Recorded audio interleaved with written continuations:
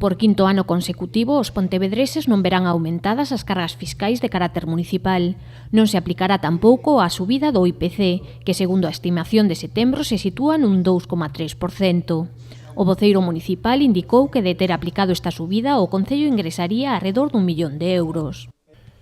Si temos en conta que aproximadamente do orden de 45 millóns de euros que ingresa o Concello son taxas e impostos, é ben fácil botar as contas. É dicir, non actualización, ou ao revés, se actualizáramos suporía máis de 1.000.000 de euros de ingresos para o Concello.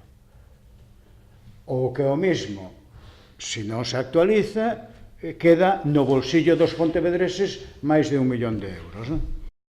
Con esta medida de carácter fiscal, Pontevedra sitúase entre as capitais de provincia con menor carga impositiva do Estado, segundo o ranking tributario elaborado polo Concello de Madrid.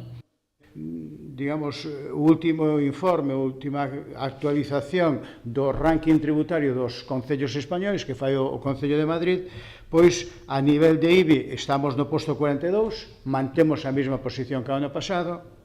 A nivel de imposto de vehículos de transmisión mecánica estamos no posto 44, baixamos 2 con relación ao ano pasado.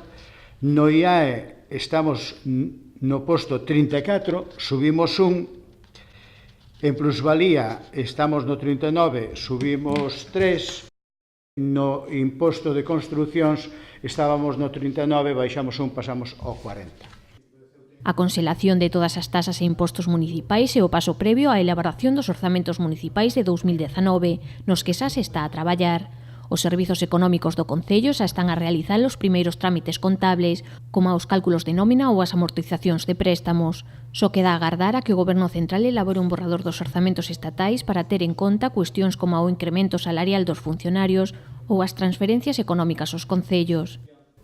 Esperaremos durante un tempo a ver se temos un borrador dos orzamentos do Estado para saber dúas cousas que para nós é fundamental, que é incremento salarial por un lado e por outro lado transferencia de económicas que nos vai a enviar o Estado, se son superiores ou non a anos anteriores, etc. De non ser así, pois agardaríamos como 15 días e tal, xa tiraremos para adiante. Raimundo González lembrou que o obxectivo é que pague todo o mundo e que haxa equidade fiscal.